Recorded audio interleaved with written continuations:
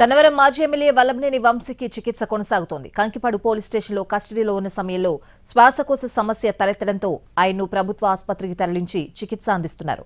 వంశీ ఆరోగ్యంపై కుటుంబ సభ్యులు ఆసుపత్రికి చేరుకుని ఆందోళన వ్యక్తం చేశారు.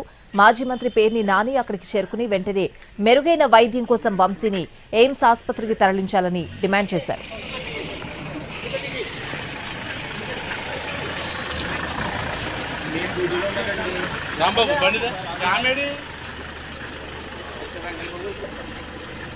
బాపులపాడు నకిలీ ఇళ్ల పట్టాల పంపిణీ కేసులో వల్లభనేని వంశీని పోలీసులు కస్టడీకి తీసుకున్నారు. 2 రోజుల పాటు కస్టడీకి న్యాయస్థానం అనుమతి ఇవ్వడంతో విజయవాడ సబ్ జైలు నుంచి వంశీని ప్రభుత్వ ఆసుపత్రికి తరలించి వైద్య పరీక్షలు నిర్వహించారు.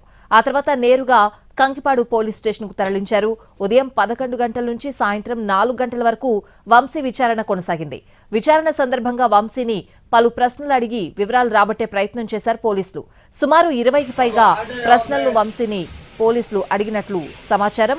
ఈ ప్రశ్నలకు తనకు కేసుతో ఏ సంబంధం లేదని వంశీ సమాధానం చెప్పినట్టుగా తెలిసింది. న్యాయవాది సమక్షంలోనే వంశీని పోలీసులు విచారించారు. ఇక 2వ రోజు కూడా కస్టడీ ఉండడంతో రాత్రి కంకిపాడు పోలీస్ స్టేషన్లోనే వంశీ ఉంచారు. అర్ధరాత్రి వంశీ అస్వస్థతకు గురయ్యారు. శ్వాసకోశ సమస్య తలెత్తడంతో ఆయన హాస్పిటల్కి తీసుకువెళ్లారు.